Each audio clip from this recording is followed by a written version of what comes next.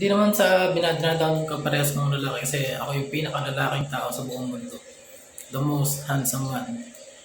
The most, uh, the most, the most man of man. The most man of man. Ako yung pinakalalaking tao. Pero yung kaliwa ko babae. Kaliwang braso ko, kaliwang binte. Kaliwang mukha ko, babae.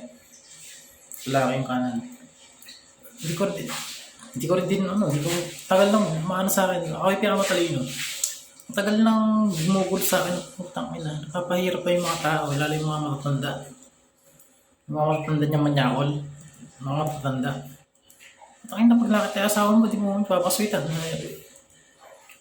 Ano, kailangan mo itago yung mga asawang pinili mo para lang sa mga hayop ng mga tao na yan.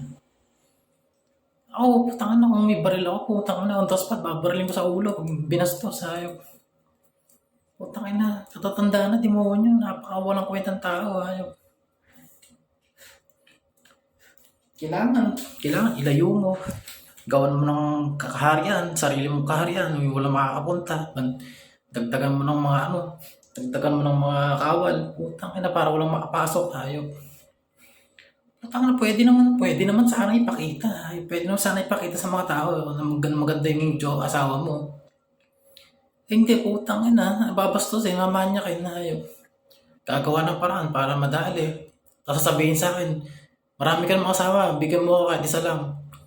Eh, putang ina nyo lahat. Kahit isa lang bigyan mo. Sira ulo ba kayo? Kahit kayo. Putang ina nyo eh. Bawat isa niyan, putang ina, pinaghirapan ko yan. Putang ina nyo, mga tao yan, hindi yan mga laruan. Putang ina nyo, dapat, impyerno kayo, putang ina nyo.